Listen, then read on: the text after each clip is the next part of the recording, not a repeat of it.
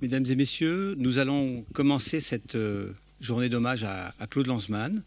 Je vous remercie d'être venu. Je voudrais bien évidemment remercier le président David de Rothschild et Richard Prasquier d'être avec nous. Et je voudrais bien évidemment remercier chaleureusement l'épouse de Claude Lanzmann de nous faire l'honneur d'être ici.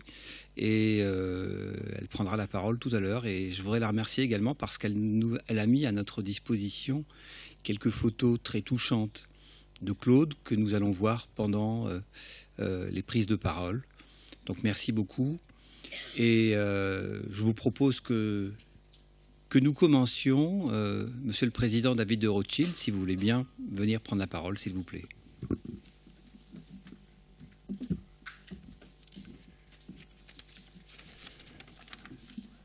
Cher Dominique, Mesdames, Messieurs, chers amis, je suis très reconnaissant au mémorial de m'avoir invité à participer à cet hommage à Claude et de rappeler en très petit nombre de minutes la mémoire de celui qui fut un très grand homme de notre temps. Résistant pendant la guerre, Claude Lanzmann fut pris très jeune dans les tourments de l'histoire. Devenu un homme de lettres talentueux, je dirais, et resté jusqu'à la fin de sa vie un homme de lettres talentueux, un intellectuel engagé, il entreprit, dans la force de l'âge, de sonder les plus sombres abîmes de notre époque. 12 années de travail et une énergie surhumaine ont été nécessaires pour tenter d'approcher au plus près l'horreur absolue d'un crime dont l'effacement, en tout cas dans ceux qu'il avait initiés, était programmé. Prenant appui sur le travail des historiens, Claude Lanzmann a sillonné le monde pour recueillir des témoignages. Il s'est livré corps et âme dans ce projet titanesque. Le résultat est, comme on le sait, un film, un très grand film, un très long film, hors norme et magistral. Montrer, nommer, nous confronter à notre passé, Claude Lanzmann a filmé pour garder à vif l'immense blessure que l'humanité s'est infligée à elle-même. Cette blessure, c'est la Shoah. Un monde de terreur et de désolation où tout est renversé, la mort étant la norme et la vie l'exception. Ce sommet dans l'échelle de l'inhumanité, de l'horreur, ne pouvait rester dans l'angle mort de la conscience universelle. Il fallait dire que cela fut, et il fallait pour cela inventer une forme nouvelle. À sa sortie en 1985, Shoah fut un choc pour beaucoup d'entre nous, œuvre monumentale pour un crime sans précédent. Shoah fut aussi une source foisonnante qui donna naissance à d'autres grands films.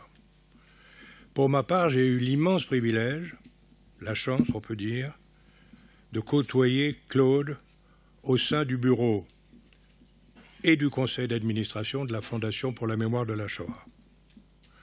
Sa présence à nos côtés fut pour nous un immense honneur, une immense chance et, disons-le, une immense joie. À l'instar de Simone Veil et de Serge Klarsfeld, qui vient à la seconde s'asseoir devant moi, il faisait partie de ces grandes figures qui, chacune à leur manière, ont contribué à fixer le cap que nous nous efforçons de suivre aujourd'hui. Comme Simone Veil, Claude Lanzmann craignait moins les faussaires de l'histoire, ça je crois que c'est un point très majeur, que la banalisation de la Shoah. Il était une sorte de vigie nous rappelant la nécessité d'aborder la Shoah avec la plus grande rigueur historique, avec la conscience aiguë des enjeux éthiques et philosophiques que cela implique. Son exigence était à la hauteur de son œuvre et de sa personnalité. Elle restera pour nous une référence, une boussole. Claude a souvent côtoyé la mort, mais il a aimé la vie comme peu d'hommes l'ont aimé. C'est cela aussi, et peut-être surtout ce que je voudrais retenir de lui, son regard vif, son impressionnante stature, sa sensibilité à fleur de peau, sa profonde humanité, sa capacité à rire, sa capacité de très mauvaise humeur, à ne jamais pardonner jusqu'au moment où son cœur l'emporte sur la raison qui le poussait à ne pas pardonner. Enfin, c'est très difficile de se dire qu'on oubliera Claude, on n'oubliera jamais Claude, on le gardera et dans nos cœurs et dans notre tête. Je vous remercie.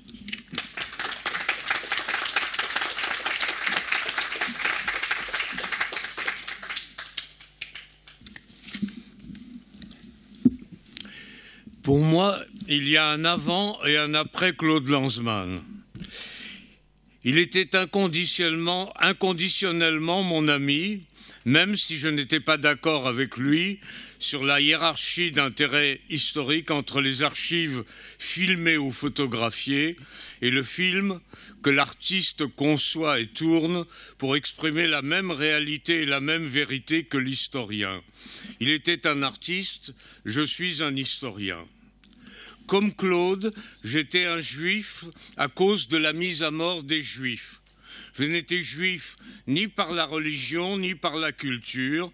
C'est probablement ce qui nous a permis à tous deux de créer, chacun de notre côté ou de son côté, lui ses films de génie et moi mes ouvrages de référence.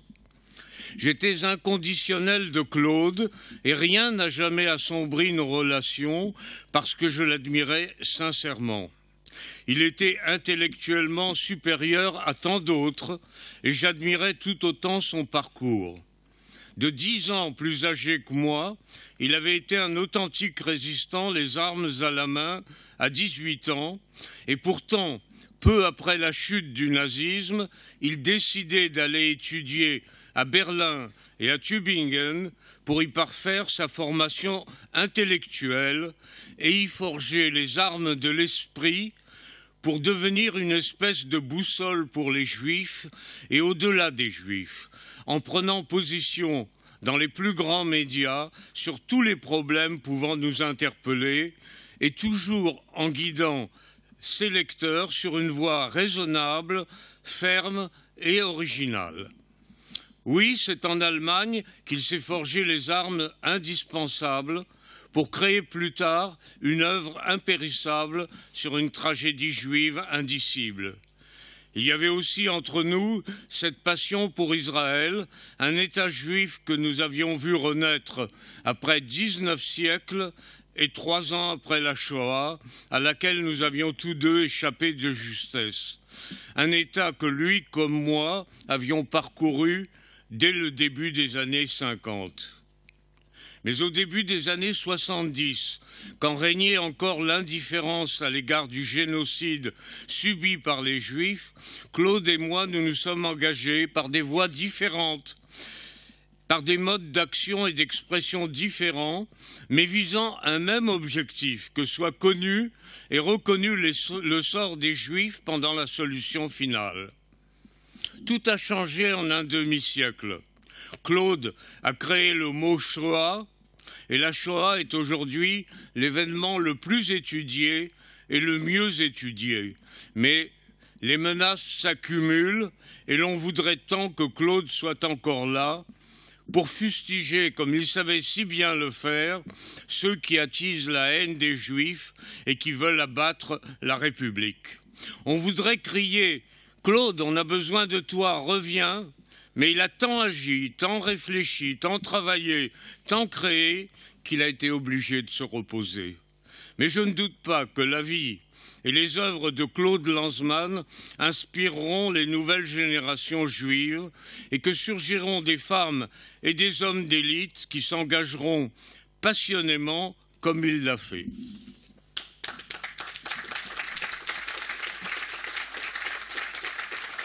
À propos de Shoah, ce mot qui était une monade d'autant plus impénétrable que lui-même ne parlait pas hébreu, ce mot que le film a imposé dans l'univers francophone, mais qui au fond n'est pas parfaitement adapté, car il peut aussi désigner une catastrophe naturelle, Claude Lanzmann a dit que s'il avait pu ne pas nommer son film, il ne l'aurait pas fait. Shoah, c'était son film, mais la Shoah, c'était la chose.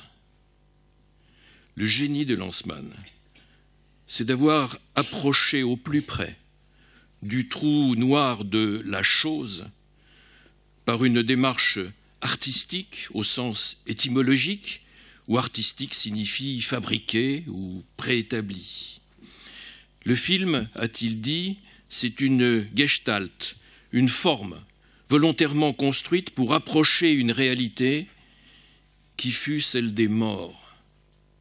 Ceux qui, comme l'a écrit Primo Levi, sont seuls entrés au sein de la Gorgone d'où nul ne revient. Ce ne furent pas seulement des images qui furent leurs derniers moments, mais un torrent de sensations, de cris, d'angoisse, qu'il serait indécent d'essayer d'imiter, mais qu'on ne doit pas édulcorer par une représentation uniquement documentaire. La Shoah, c'est la mort, ce n'est pas la survie. Lanzmann refusait le nom de survivant à ceux qui l'avaient interrogé. Ils n'étaient que les porte-paroles de ces morts qu'ils avaient côtoyés du plus près. Il disait qu'ils étaient des revenants et ne les interrogeait jamais sur leur vie d'après, même s'il la connaissait, même s'il avait tissé avec plusieurs d'entre eux des liens humains profonds. Le Sonderkommando, Philippe Muller, le coiffeur, Abraham Bomba, n'étaient pas pour lui que des personnages de son film. Il avait passé du temps avec eux, et c'est cette proximité même qui l'autorisait à cette sorte de brutalité empathique qui lui permettait d'écarter pour un instant les barrières qu'ils avaient construites pour continuer de vivre, barrières dont l'ouverture donnait sur l'irréparable. Car ce qui s'était passé là était une béance qu'il n'était pas possible d'amender, et ce constat est insupportable. J'ai vécu à l'ombre de la Shoah, et tout était fait pour m'en éloigner. Clôture spatiale, d'abord. Cela s'était passé en Pologne, où je suis né, et comme l'avait écrit Alfred Jarry, la Pologne, surtout à l'ère communiste, c'était nulle part. Clôture temporelle, ensuite, à laquelle un enfant est particulièrement sensible. C'était dans un avant indéterminé, puisque précédant ma naissance, et sur lequel je n'avais pas de clé pour m'insérer. Clôture familiale, enfin. Il fallait regarder vers l'avant et non pas en arrière. Si Orphée retourne sa tête, Eurydice peut être captée par l'enfer. Et tout cela conduisait à une clôture interne. D'une part, je n'ignorais pas ce qui s'était passé. D'autre part, cela n'avait pour moi aucune effectivité propre. Et les histoires individuelles que je lisais témoignaient, in fine, d'une sorte de victoire personnelle sur le destin.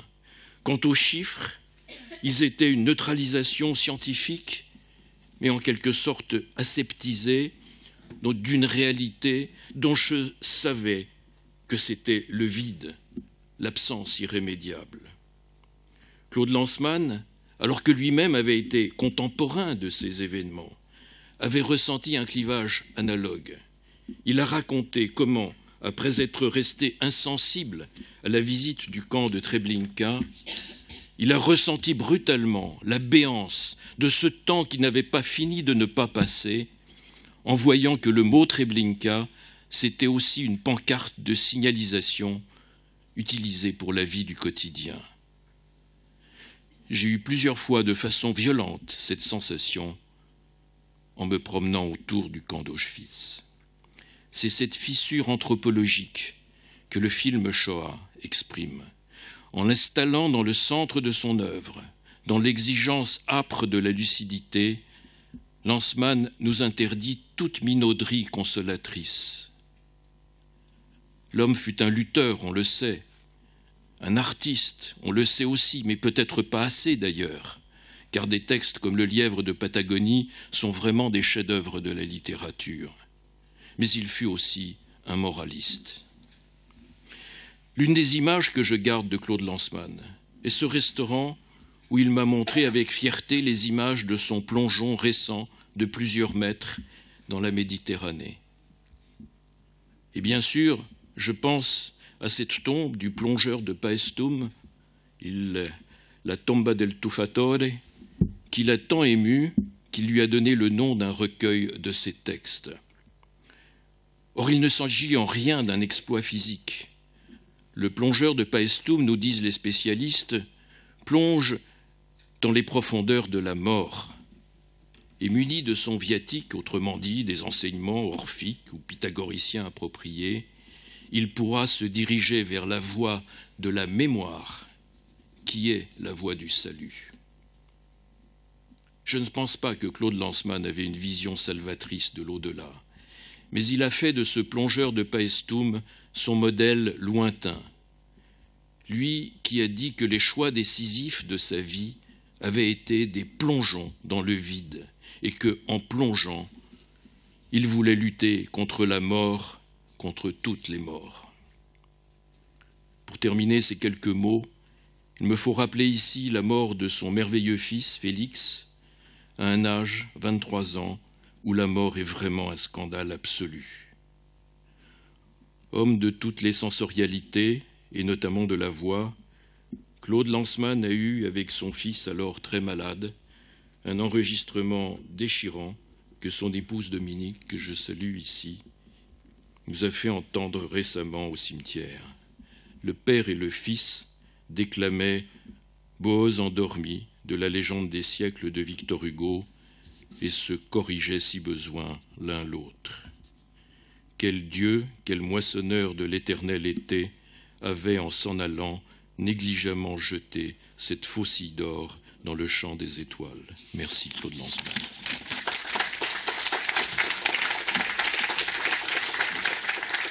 On dit que nul n'est irremplaçable. Mais de toute évidence, Claude est irremplaçable. Que ce soit comme porteur de son œuvre, comme conteur, toujours prompt à prendre la plume ou la parole pour les causes qui lui tiennent à cœur, défenseur d'Israël, commentateur intransigeant du déroulement de l'histoire, irremplaçable comme directeur des temps modernes, irremplaçable aussi pour pleurer avec moi la disparition infiniment cruelle de notre fils Félix de 23 ans et demi, d'un cancer, notre fils qui avait ensoleillé le dernier quart de sa vie. Je ne puis vous exprimer ma douleur de mère, mais après 28 ans de vie commune, j'ai été témoin de la douleur insondable de Claude, qui a dû subir l'épreuve la plus dure de sa vie à 91 ans, 18 mois avant de mourir.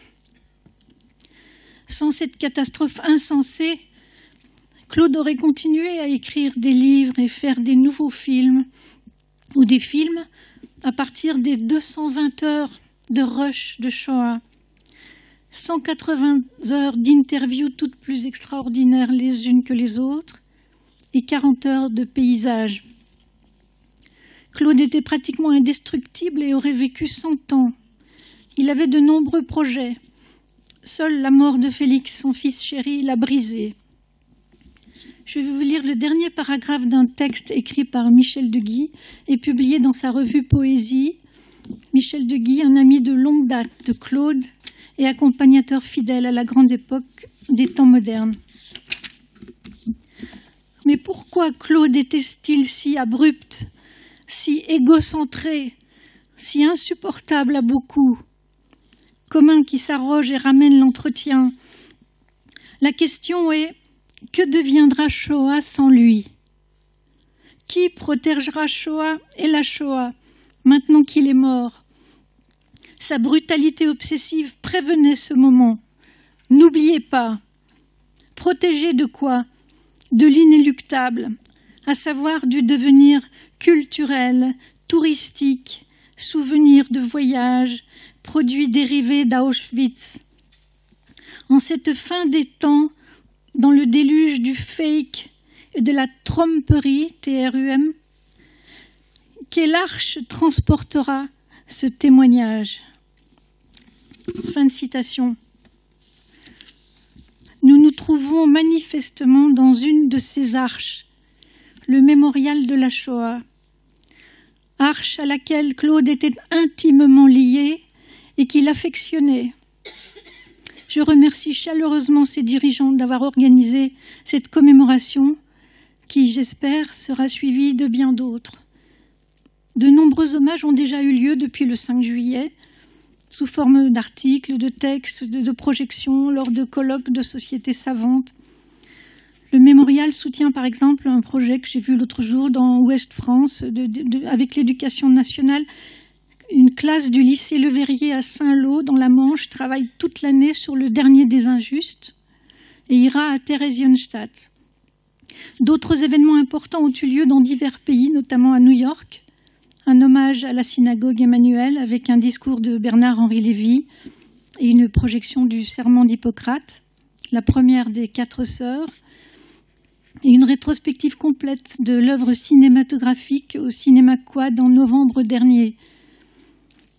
Vendredi prochain, 22 février, la cérémonie des Oscars rendra hommage à Claude en projetant 2 extraits de Shoah, le zoom sur les rails de chemin de fer d'Auschwitz et un extrait du témoignage de Michael Pochlebnik. Pour ma part, mon mari m'ayant légué tous les droits moraux et patrimoniaux sur l'intégralité de son œuvre, un de mes objectifs est de créer une fondation dont le siège sera au 39 rue Boulard, où il a vécu et travaillé durant 45 années. Et c'était un travailleur qui ne connaissait ni Shabbat, ni dimanche, ni vacances, ni retraite. Il nous laisse une œuvre colossale. Actuellement, je m'entoure de personnes compétentes et travaillerai avec des institutions telles que le Mémorial de la Shoah.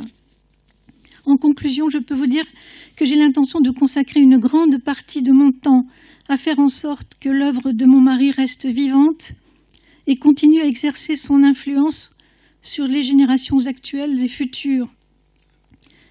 Je souhaite à tous une bonne journée. Ne doute pas que l'esprit de Claude va souffler sur chacun et éclairera les débats qui vont avoir lieu cet après-midi. Merci.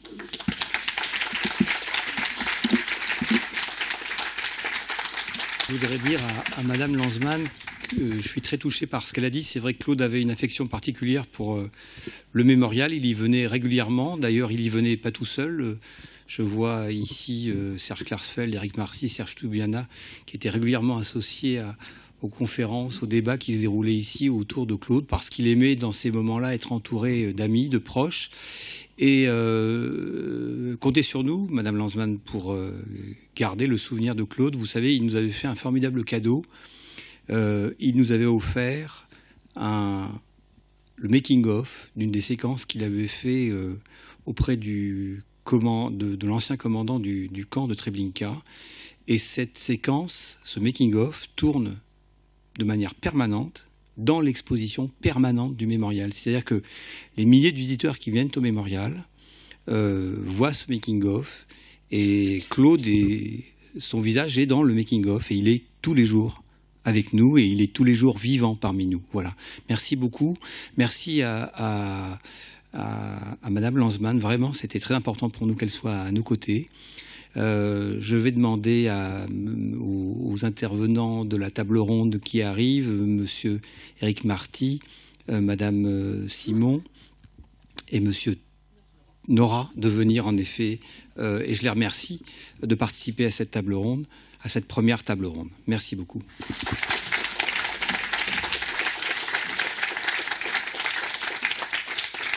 Avant de l'entamer, peut-être, je voudrais évoquer un tout petit souvenir de mai 2006, où j'étais allé avec Claude au tribunal palais de justice de Paris, pour Claude devant, évidemment, témoigner en faveur d'Alain Finkielkraut, qui était alors accusé de diffamation par Eyal Sivan, auteur du film Route 181. Et je me rappellerai toujours de la force avec laquelle Claude Lanzmann était venu défendre Alain Finkielkraut. Alors, puisqu'hier, celui-ci a été violemment pris à partie et attaqué, je ne peux pas m'empêcher d'évoquer cette présence physique, morale, spirituelle et intense de Claude aux côtés d'Alain Finkielkraut en raison donc de ce qui est arrivé hier. Voilà, table ronde autour de Claude Lanzmann, écrivain et philosophe. On n'est pas à l'université, donc je pense que ça va être plutôt une discussion très ouverte, très libre. Malgré tout, j'aurais peut-être proposé quelques points pour servir de repère à cette discussion. D'abord, Claude Lanzmann, lecteur, l'immense lecteur qu'il était.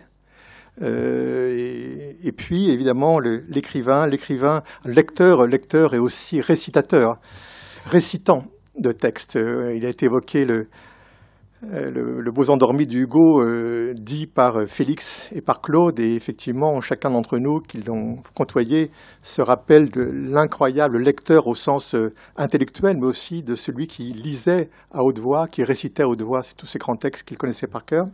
Donc, Claude Lanzmann lecteur, Claude Lanzmann écrivain, et puis, puisque la question de la philosophie est posée par le titre même de cette rencontre, effectivement, aborder cette question qui a été, je pense, très très peu finalement évoquée, l'importance du rapport de Claude Lanzmann à la philosophie, mais aussi peut-être un autre thème qui me semble important de discuter, Claude Lanzmann intellectuel, ou quel type d'intellectuel finalement Lanzmann a inventé. Intellectuel souvent anti-intellectuel, une forme de rapport au monde intellectuel, lui qui avait été très très proche de Sartre, qui a dirigé les temps modernes, donc qui en ce sens a eu une vie intellectuelle, qui a signé nombre de pétitions, qui est intervenu dans le débat, qui a eu donc une fonction intellectuelle. Comment, au fond, eh bien, il a bouleversé, réinventé, reformulé la position intellectuelle. Alors, je ne vais pas présenter mes deux personnes qui sont à côté de moi, quand même, Pierre Nora, l'immense historien de la mémoire, et en ce sens tellement proche finalement des préoccupations de Claude Lanzmann, l'auteur des lieux de mémoire, qui est un chef-d'œuvre, mais aussi peut-être l'éditeur. Et dans le livre de Patagonie, à un moment, Claude Lanzmann cite Pierre Nora, cite mon ami Pierre Nora, qui avait publié les lettres du frère de Peter Schwieffert, le demi-frère de la seconde épouse de Claude Lanzmann, Angelica, et qu'il a publié dans cette belle collection Témoins, dirigée par vous. Donc, on évoquera effectivement peut-être aussi votre rôle d'ami de Claude Lanzmann, mais aussi d'éditeur peut-être. Et puis, à ma droite, donc, Juliette Simon, qui est philosophe, qui est spécialiste de Jean-Paul Sartre, qui a co-dirigé finalement les temps modernes pendant de très longues années, qui a été aussi la maître d'œuvre d'un très beau livre d'hommage à Claude Lanzmann, qui s'appelle Claude Lanzmann, un voyant dans le siècle, et qui réunit beaucoup de témoignages, d'interventions de très proches de Claude Lanzmann. Voilà, donc c'est un petit peu la manière dont je voudrais introduire cette discussion. Et je voudrais précisément peut-être commencer par Pierre Nora, parce que c'est lui qui, de nous trois, a connu le premier Claude Lanzmann. Je pense que je ne sais pas à quelle date exactement remonte votre connaissance de Claude Lanzmann, mais j'aimerais peut-être commencer par vous, ne serait-ce qu'à cause de ça, évoquer précisément ce lien, cette amitié, et comment vous envisagez ce Claude Lanzmann, écrivain, philosophe, intellectuel.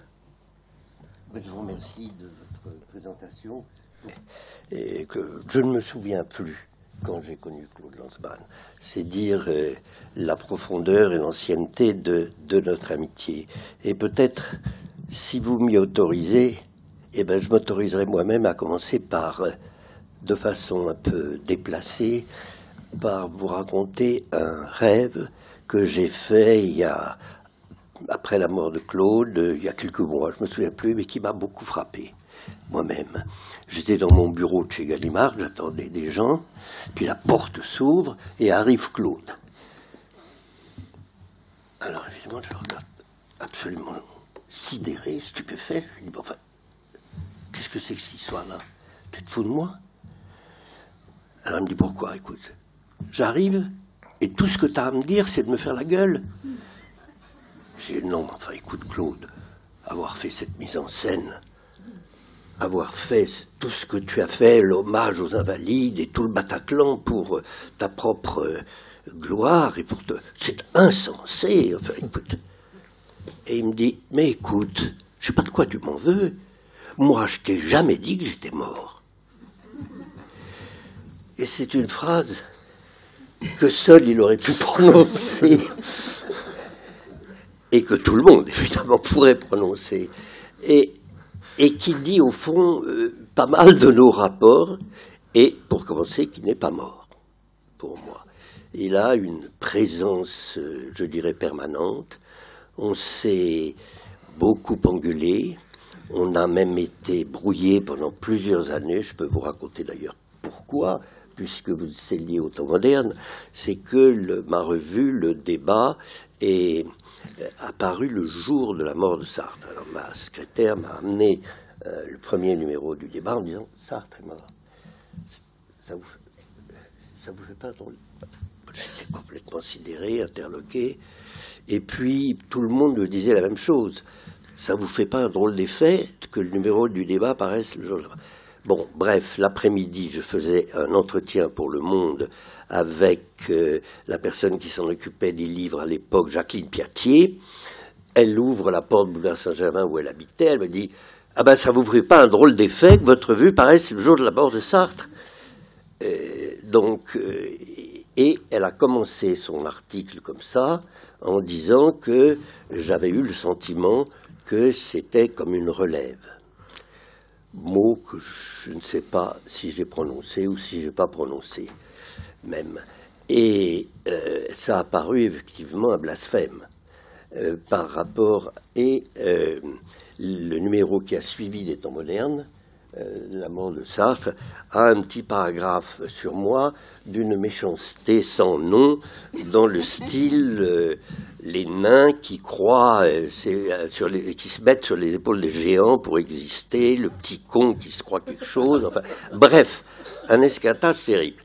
Alors, assez vexé quand même, comme cette revue était mal vue par Raymond Aron, qui trouvait que c'était une rivalité, enfin une concurrence pour sa revue Commentaire, que Foucault n'avait pas pris très bien mon éditorial sur Que peuvent les intellectuels, je trouvais que ça faisait beaucoup d'avoir contre soi pour une revue dont on disait que c'était une revue de consensus, de débat, de centre-gauche, un peu mou, que d'avoir contre elle, dès le départ, les temps modernes, c'est-à-dire Sartre, Aron et Foucault.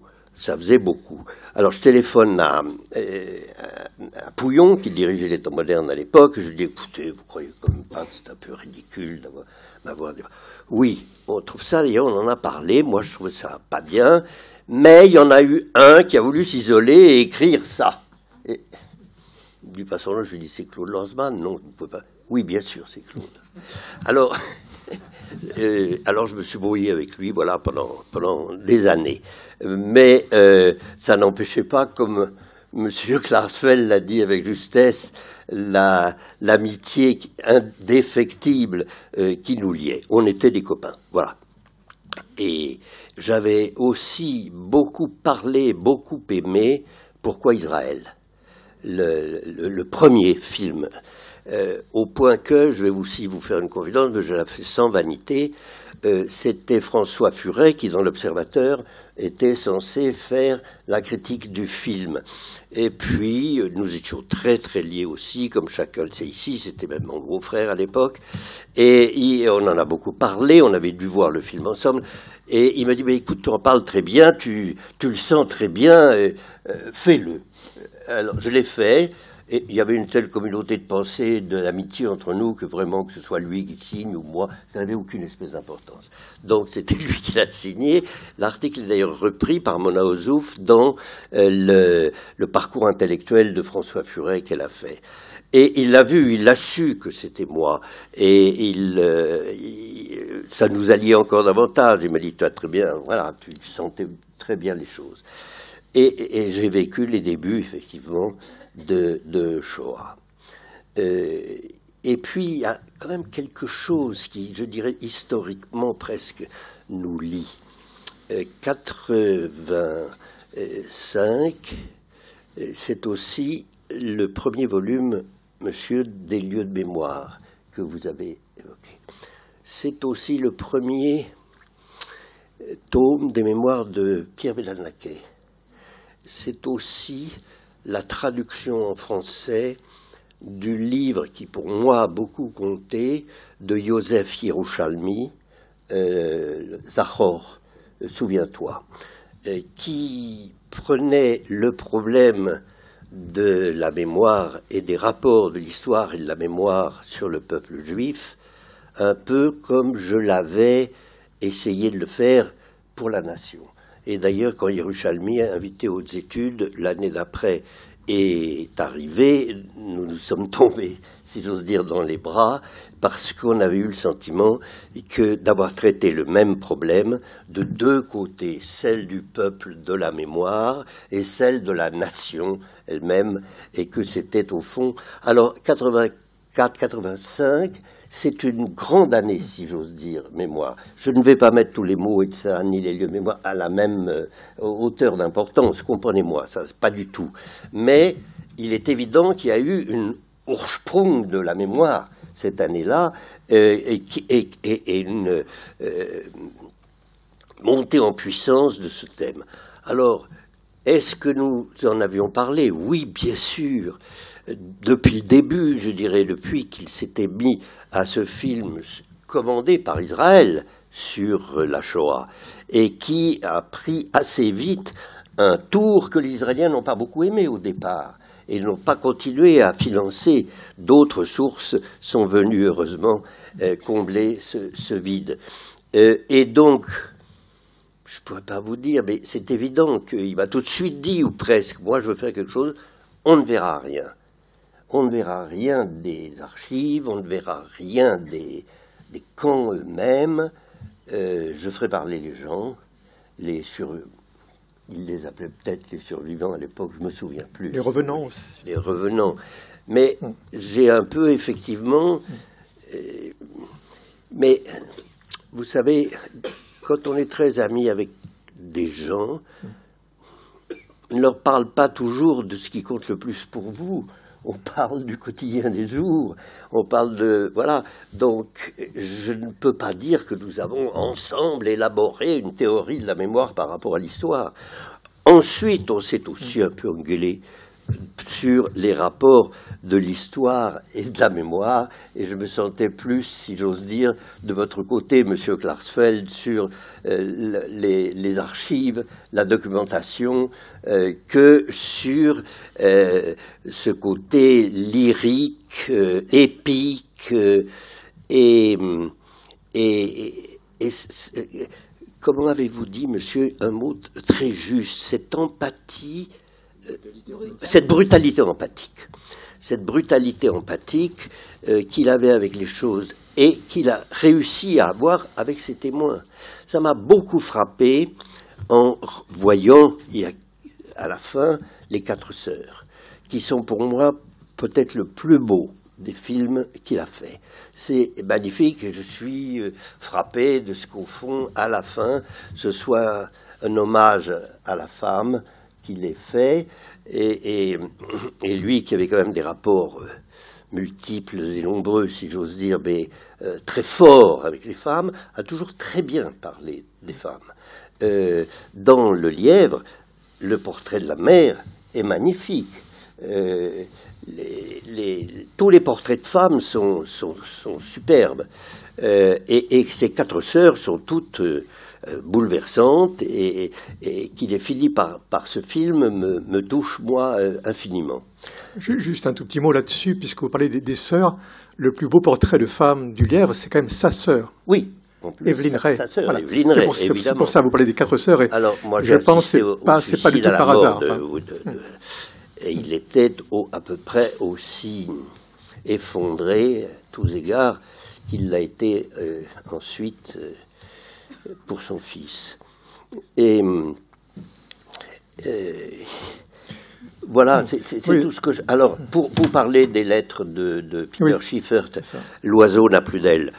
Un beau jour, d'abord, il était très amoureux de sa seconde femme, Angelica, qu'il avait connue sur un bateau qui allait à Jérusalem, et puis elle lui avait montré ces lettres que j'ai vues, qui faisaient un tas, et vous savez, pour ceux qui ne le savent pas, Peter Schiffert était un demi-juif allemand qui, à l'âge de 23 ans, a quitté l'Allemagne pour venir en France et pour s'engager en 38-39 et pour s'engager en 40 dans les Français libres et mourir en 45 après avoir fait une quantité de campagne. Et il écrivait à sa mère qui était donc juive pour lui poser des questions sur le judaïsme.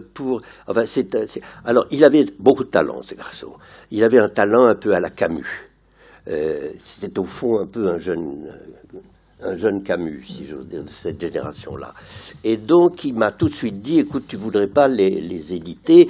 Je dis, mais écoute, je parle pas allemand, je peux pas les lire, et puis ce tas qu'est-ce que je vais en faire? Alors, il m'en a lu, comme ça, quelques-unes de sa voix caverneuse et maustive. Et je lui dis, écoute, si tu y crois, vas-y, fais-le. Et puis, je te promets, on le publiera. Et effectivement, on l'a publié dans cette collection Témoins. Et c'est un très beau livre que je vous conseille à tous ceux qui ne l'ont pas lu, parce que c'est lui qui l'a fait, le livre, à partir de cette correspondance. Mais c'est un livre très personnel. Donc, pour le Lièvre de Patagonie, vous m'aviez demandé si je suis pour quelque chose. Pour rien. Rien du tout. C'est Rana Lévy, chez Gallimard, qui s'en est occupé, qui a beaucoup travaillé pour Lanzmann et avec Lanzmann.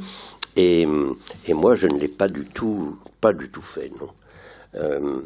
Mais, encore une fois, je crois que nos rapports passaient par autre chose, et si ce n'est qu'effectivement, moi j'aime beaucoup aussi la poésie, j'en sais beaucoup par cœur, et on s'est beaucoup amusé. Vous parliez de Beaux endormis, Waterloo,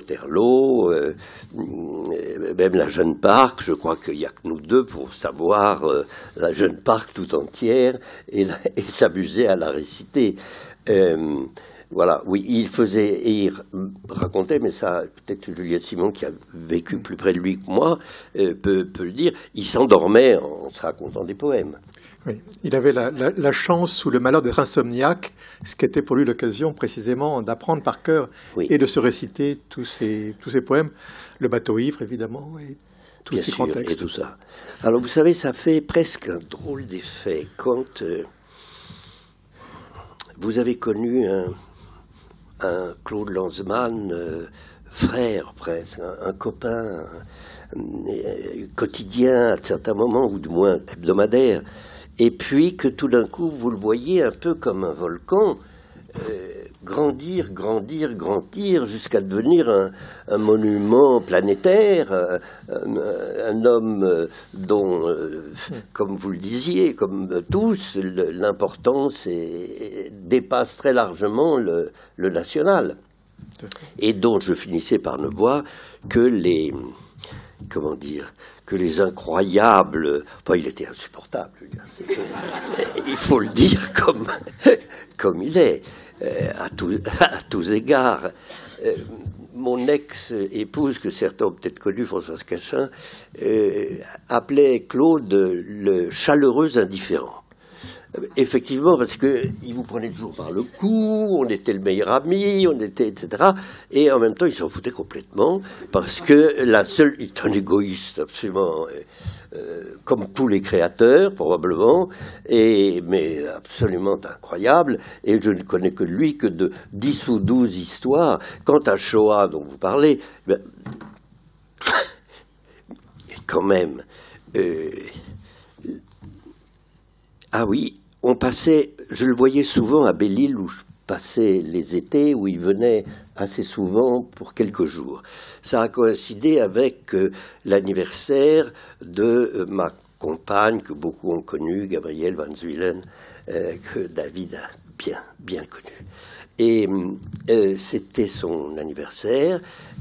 Alors on faisait un petit dîner entre amis qui étaient tous là, Pontalis, Badinter, etc. Et chacun apportait n'importe quoi, un porte-clés, enfin, 3 fois rien. On a invité Claude parce qu'il débarquait le matin et il est arrivé les mains vides, ce qui n'avait littéralement aucune importance. Mais le lendemain, quelle n'a pas été notre surprise à tous les deux de le voir descendre l'escalier de l'hôtel en tenant comme ça 5 cassettes, qui étaient les cassettes de Shoah qu'il avait qu'il offrait à ma compagne qui n'avait pas vu Shoah. Alors, qu'est-ce qu'il faut retenir quand même dans cette histoire? C'est qu'alors passer 4 jours ou 5 jours. C'est un beau cadeau. Oui, c'est pas que c'est un beau cadeau, c'est qu'il avait Shoah dans sa valise pour passer 5 jours à Belle-Île.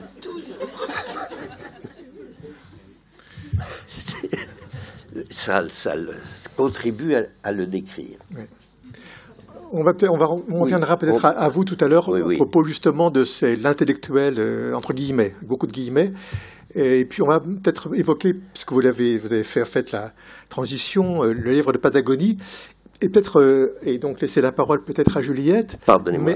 Et puis non, pas du tout. Et après revenir à vous, simplement puisque vous avez évoqué la question des vocations des femmes et de l'empathie.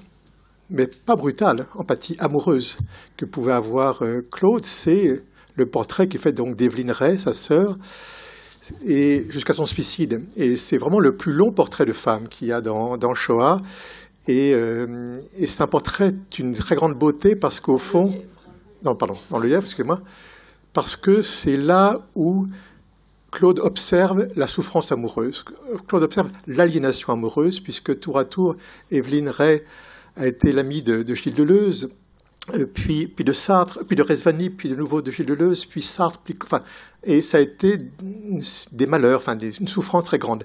Et Claude observe, au fond, la femme aimée, aimante, la femme souffrante, dans une description qui est, je trouve, absolument prodigieuse de la souffrance amoureuse ou de la position de la femme comme objet de séduction, comme séduite. Le portrait qu'il fait de la scène de séduction de Sartre. Un soir, ils sont avec Simone de Beauvoir, elle et lui, au restaurant, et il décrit le génie sartrien de la manipulation, de la rhétorique sartrienne pour séduire l'autre, pour l'embellificoter, si on peut dire. C'est un passage absolument prodigieux, stylistiquement du Lièvre, mais c'est aussi le témoignage d'une incroyable empathie pour l'autre féminin, et dont c'est la sœur qui sert justement à cette espèce qui sert de médiation au fond à cette empathie jusqu'au bouleversant moment de son suicide. Et c'est vraiment un très long portrait. Et j'ai relu Le Lièvre intégralement là pour aujourd'hui. J'étais quand même très fasciné par cela.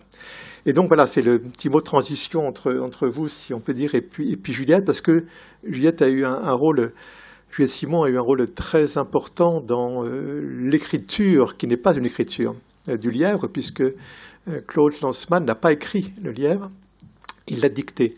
J'aime beaucoup le début justement du Lièvre, où il dit combien son écriture le dégoûte, qu'au fond, il dit « Fini les problèmes que m'a toujours posé ma propre écriture, changeant à mes yeux selon l'humeur, la nervosité ou la fatigue, quoi, comme on l'a dit, ce que la jugeait belle. Il m'arrivait souvent d'être écœuré par ma graphie, que je trouvais, pour reprendre un mot de Sartre, à propos de la sienne, gluant de tous mes sucs, etc. » Et donc, il y a cette chose très, très, très, très forte, je pense, pour un écrivain, de ce rapport à la graphie et ce dégoût qu'il a pour sa propre graphie, qui est un moment très important et très troublant dans la création. Et donc, Claude, en fait, a dicté l'intégralité du Livre de Patagonie à Juliette Simon et à Sarah Strelski, qui était l'autre, qui était son assistante. Et puis, moi, je pourrais parler un petit peu de mon rôle aussi, puisque j'arrivais tous les dimanches pour... il m'apportait un paquet de feuilles dactylographie, et je lisais, et puis on commentait les choses. Mais peut-être d'abord, Juliette, ce qui serait intéressant, c'est que tu nous parles de la genèse, au fond, pas seulement du moment de diction, où Claude te dictait le lièvre, mais au fond, comment c'est né l'idée du lièvre? L'idée du lièvre, Claude avait un contrat. Claude avait un contrat pour publier ses mémoires, pas du tout chez Gallimard, chez Fayard, et c'était là, dans un coin de sa tête. Mais bon, il ne le faisait pas, il y avait des choses plus urgentes, il y avait des choses plus importantes, parce que Claude était un acharné travailleur, comme ça a été dit, mais c'était aussi, parce qu'il adore la vie, c'était aussi un grand flemmard, d'une certaine façon. Il y avait toujours les plaisirs de la vie, les voyages, les urgences immédiates, une entreprise au très long cours, puisqu'il avait déjà une longue vie, il avait 80 ans quand la question s'est posée de ses mémoires, eh bien ça lui faisait un peu peur. Et un jour, ça s'est passé dans sa cuisine, on déjeunait, j'étais depuis quelques années son assistante, disons au temps moderne, son adjointe, c'était le terme qu'il avait choisi. Il m'a fait un récit que j'ai trouvé absolument formidable. C'était un récit dont il a fait un film, d'ailleurs, tout récemment, Napalm. C'était le récit de sa rencontre à la fois amoureuse et complètement chaste par la force des choses avec une infirmière en Corée du Nord en 1958. Et donc, il me fait ce récit. Claude racontait très bien, ça tient de la même veine de réciter des poèmes, sa parole était d'une exactitude invraisemblable, il parlait au subjonctif imparfait, il employait la concordance des temps, il avait un vocabulaire recherché, le récit était beau, il était plein d'humour, il était plein de suspense, il y avait aussi tout le XXe siècle dans ce récit, ce qui est très lancemanien, enfin s'il y avait l'histoire du XXe siècle. Et j'ai trouvé ça tellement beau que je lui ai dit « Mais Claude, il faut les faire, ces mémoires. » Il me dit « Oui, mais je les ferai, ne t'inquiète pas. » Je m'inquiétais au contraire, parce que je commençais déjà à le connaître un petit peu et je connaissais sa capacité invraisemblable à repousser à plus tard. Et donc, petit à petit, bon, j'ai commencé une espèce de guerre d'usure, et j'ai compris que j'allais devoir payer de ma personne si je voulais qu'il passe à l'acte. Et donc je lui ai dit, Claude, je veux bien que vous me dictiez ce livre. Parce qu'il avait non seulement des problèmes avec sa graphie, comme a dit Éric, mais il n'était pas très habile avec l'ordinateur. Et écrire à la main, bon, écrire à l'ordinateur, il l'aurait tapé à deux doigts. Donc je lui ai dit, je veux bien que vous me dictiez, Claude. Ça l'a amusé comme idée. Et puis, ça a traîné, et à un moment, je lui ai dit, Claude, partons à la campagne et essayons de commencer. Il m'a dit oui, mais bon, je pense qu'il m'a dit oui plutôt dans l'idée, nous allons passer une semaine à la campagne, je vais prendre un peu d'air pur, etc. Et donc, on va à la campagne, dans un endroit où il n'y avait strictement rien à faire, dans les Ardennes, il faisait pas beau, il n'y avait pas de réseau dans la maison, il n'y avait pas de connexion Internet. Bref, tout était propice à ceux qui se mettent devant l'ordinateur et que moi je me mette à taper. Eh ben non. Voilà, il voulait aller se promener dans la forêt, il voulait bien manger, etc. Et moi, j'avais pas envie de vacances dans les Ardennes. Mais vraiment pas. Et donc, au bout de 6 jours, des 8 jours, je ne sais plus qui s'est fâché sur l'autre, mais comme vous voyez, dans tout ce qu'on raconte, il y a des engueulades. Bon, il y a eu une engueulade assez sanglante. Et au lendemain de cette engueulade, en bougonnant, il a dit « Allez, viens, on va essayer ». Et bon, on s'est assis à la table de la cuisine avec l'ordinateur et il m'a dicté la première page de ce livre, telle qu'elle est, là. Et je me souviens qu'au moment où le Lièvre de Patagonie est sorti et où nous sommes allés quelquefois chez Gallimard, vous m'aviez demandé, Pierre, mais qu'est-ce que c'était ce travail avec Claude? Et en fait, comme vous, j'ai un peu du mal à m'en souvenir, mais je vois que tous ceux qui m'en parlent ne comprennent pas que quand Claude dictait, ce qui pouvait prendre du temps, j'étais très patiente. Ça, j'étais très patiente.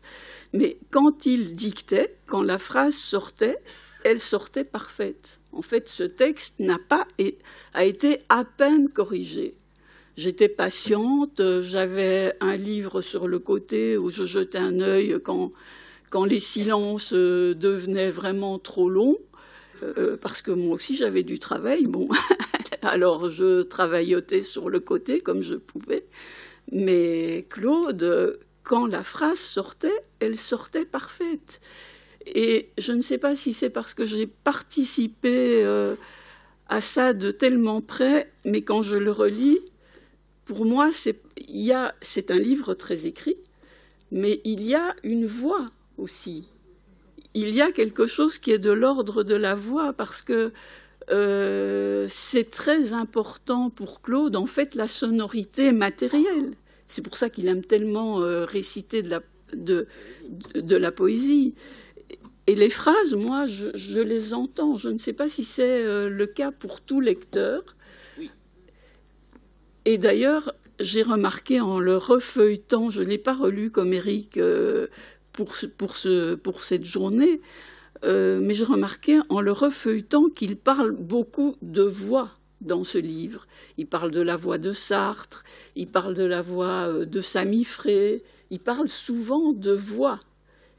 Et Claude... De Frantz Fanon aussi. De Fanon, d'autres encore. Hein, ça revient plusieurs fois. Et en venant ici, je me disais, il faudrait qu'on lise des extraits. Et en même temps, je me disais aussi, mais sans la voix de Claude, comment on va faire? Parce que, alors, Claude est irremplaçable, mais la voix de Claude est totalement irremplaçable.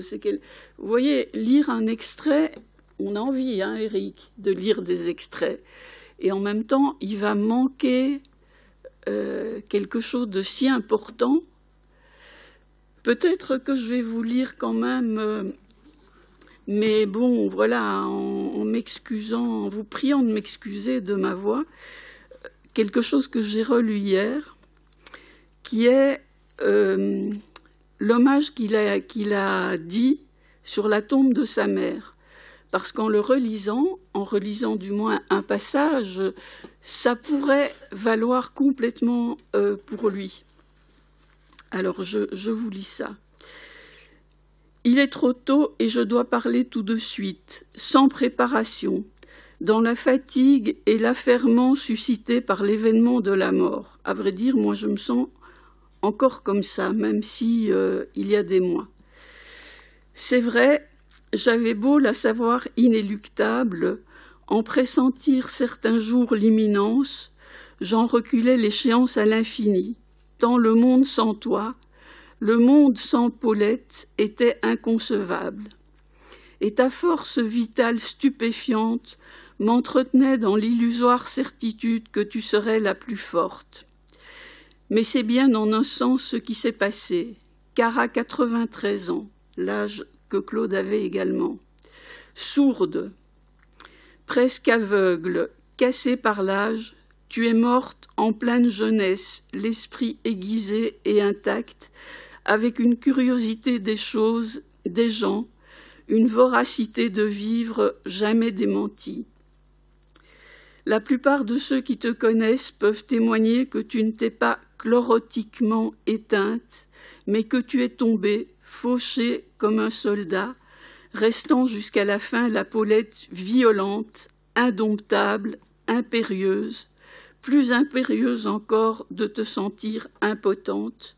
Tu aboyais des ordres inexécutables, impatiente, rusée, courageuse, d'une tranchante intelligence, débusquant les compromis, les faux semblants, le mensonge à soi, la Paulette drôle à l'humour tout à la fois ravageur et rêveur, rendu rêveur par une si longue vie, Paulette, mémoire vive et éléphantesque du siècle, mémoire nous enchantant de ces confrontations fulgurantes entre aujourd'hui et tous les hier.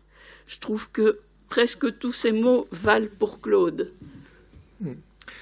C'est curieux d'ailleurs parce qu'il parle beaucoup de sa mère, et non, sa mère qui est vraiment omniprésente, et son père n'apparaît finalement qu'au début du Lièvre, dans des moments d'ailleurs absolument bouleversants, notamment cette page que je ne lirai pas parce que je serais incapable de la lire tellement elle est belle et tellement je me sentirais mauvais lecteur, cette page où il raconte comment le père les obligeait à simuler une sortie au cas où les SS arriveraient sans faire le moindre bruit. Et le père impliquait donc un rite presque quotidien où il devait répéter en quelque sorte cette fuite. Et à chaque fois, évidemment, l'un des enfants, Jacques ou Evelyne, ou lui, faisait un tout petit peu de bruit. Et le père, furieux, disait « Vous avez bougé, vous avez fait du bruit ». Et cette scène-là, je sais pas, je pensais à Chateaubriand tout d'un coup, le rapport que... Avec le père voilà, dans la cheminée. Exactement. Voilà, je me suis pensé à quoi, cette image. Il y pensait sûrement aussi. Voilà, vous pensez, oui. Oui, oui, il pensait être le Chateaubriand de l'époque. Voilà, alors il y a des points communs d'ailleurs entre Chateaubriand et dans l'écriture du Lièvre et puis des Morts d'Outre-Tombe. L'égoncratie les rapporte, les rapproche. Oui, absolument. Et puis donc, mais ce père donc, il apparaît de manière absolument sublime dans ses premiers moments, et puis après, il disparaît. Alors, peut-être est-ce dû justement à cette écriture orale qui fait qu'il n'avait pas forcément complètement la mémoire, enfin, le plan absolu du texte. Et pourtant, c'est une œuvre qui, quoique écrite donc non écrite en quelque sorte, est composée de manière absolument, avec une perfection étonnante, puisqu'au fond, en amont et en aval du texte, c'est deux morts qui se croisent.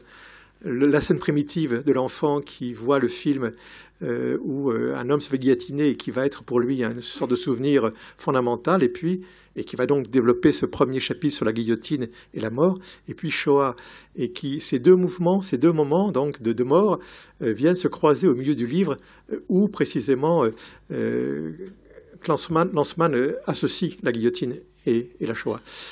Donc il y a une sorte de puissance mémorielle incroyable de son propre texte qui faisait qu'il l'écrivait, enfin il le dictait tout en sachant ce qui allait venir ou ce qui avait précédé. Est-ce que tu pourrais parler au-delà de la phrase dont tu parles très bien en disant que sa phrase était ponctuée, était frappée comme si elle était écrite par la voix, mais au-delà de la phrase, donc pourrais-tu parler de ce que sa vocalisation en quelque sorte du texte permettait ou pas d'une mémoire totale du texte? Je me souviens très bien qu'on relisait beaucoup. On relisait beaucoup. À haute voix? Non. Chaque fois qu'on s'asseyait à la table, on retournait en arrière. Et évidemment, plus ça avançait, plus ce stade prenait du temps, puisque c'est quand même un gros livre. On ne retournait pas chaque fois au début, mais on relisait des passages de plus en plus longs. Mais il n'a jamais fait de plan, absolument pas. Ça, c'est sûr. Il y avait un côté vagabond, assumé, et en même temps c'est construit, mais c'est construit pas de façon abstraite en fait. Claude est quand même l'être le plus concret que j'ai connu. C'est un être totalement concret, et donc sa vie reprenait corps pour lui au fur et à mesure qu'il la dictait. Il y a énormément de choses dont il n'avait dont il n'avait pas pensé qu'il en parlerait dans ce livre. Il pensait, par exemple, il était sûr qu'il allait beaucoup parler de Shoah, simplement parce que Shoah, c'était son œuvre. Mais il n'avait jamais pensé qu'il parlerait de sa famille. Jamais. Son enfance, sa sœur, ses parents, ses grands-parents, tout ça, il pensait peut-être que ça commencerait à la Résistance. Enfin, il n'avait pas du tout. Il parle en fait très peu de la petite enfance. Enfin, ils ont vécu donc à Vaucresson et puis à Paris à Vaucresson. Ça n'apparaît très peu. Ça commence avec l'Auvergne, enfin, quand ils sont à Brioude. Oui. Mais sinon, la toute petite enfance, donc, je pense que tout simplement parce qu'il n'en avait pas de souvenirs, pas beaucoup. Ou est-ce que parce est-ce que son enfance n'était pas si importante dans sa façon de se concevoir lui? Peut-être. Je ne sais pas. Peut-être. Ça commence en fait à 9 ans, quand il se retrouve un petit peu chef de famille, parce que Paulette s'en va. Paulette s'en va. Et donc il a un petit frère et une petite sœur. Et c'est très frappant de voir... Paulette, pour lui, c'était une femme absolument formidable. Ce qui ne va pas de soi quand même. Il n'avait aucune rancœur par rapport à Paulette. Au contraire, il avait une admiration folle pour Paulette. Ce que je sais n'être pas le cas de son frère Jacques. Son frère Jacques était beaucoup plus ambivalent, ce qui peut se comprendre. Elle était quand même partie en laissant un mot sur la table de la cuisine avec des petits-enfants. Claude, il a pris la famille sur ses épaules, ce qui est aussi peut-être une des raisons de la relative absence du père. Il s'est senti responsable, cet enfant, de son frère et de sa sœur. Vous voulez intervenir Non, j'apprécie beaucoup tout ce que vous dites, Juliette.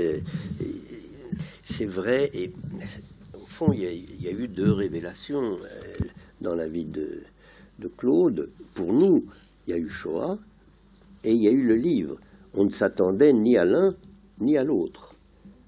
Il y a eu 2 grands coups d'éclat après lesquels on peut mourir tranquille, si je veux dire, quand on a fait Shoah et qu'on a fait Le Lièvre. Et il n'a pas fait que ça. Et c'est vrai qu'il y a 2 types d'écrivains, les écrivains de l'écrit et les écrivains de l'oral. Les écrivains du verbe et de la voix, et pour qui le style est comme l'expression même de la voix. Et quand on avait effectivement cette voix de Claude, ça l'incarnait au point qu'il est difficile de séparer son texte. Je suis comme elle, quand je le lis, c'est lui qui le lit et qui m'entend. Mais il y a quand même quelque chose de mystérieux dans tout ça, de très mystérieux, dans un cas comme dans l'autre. Parce que je peux à peu près certifier, est un mot idiot, mais enfin témoigner qu'au début de Shoah, il ne pensait pas à ce que ça allait être. Et il ne pensait pas à ce que ce corps à corps avec la mort allait le transformer lui-même et le révéler à lui-même. Ça, j'ai vraiment l'impression que c'est au cours du film, et d'un film qui a quand même duré à faire près de 10 ans, avec des épisodes ahurissants, comme celle de... avec le camion en bas, où il se fait lyncher par les 2 fils de l'Allemand chez qui il avait mis l'enregistreur dans un panier, etc. Ça suppose un courage de bête de faire ça. Et j'ai toujours vu qu'il avait un courage de bête. Il ne savait pas skier, moi je savais mieux, j'ai beaucoup été au ski avec lui, et il passait sur des passerelles invraisemblables où n'importe qui d'autre aurait tremblé. Et d'ailleurs, il faisait de la marape. Il a fait beaucoup de varap dans sa jeunesse. Et il l'a fait, c'est un type qui s'est vaincu énormément. Il y a cette scène ahurissante. C'est le 2e chapitre sur l'aviation, qui est certainement complètement faux. C'est pas possible, c'est ridicule. Rappelez-vous, il monte dans un avion de l'armée israélienne qui l'envoie dans les hauteurs et les 2 pilotes finissent dans la vitesse ultrason par perdre plus ou moins la tête avec l'avion qui fait comme ça avant de se rattraper, et il est le seul à garder sa tête et à n'avoir aucune, au point que cet exploit fait que quand ils atterrissent finalement, les principaux membres de l'état-major d'Israël sont au garde à vous pour lui dire bravo, bravo, on vous engage.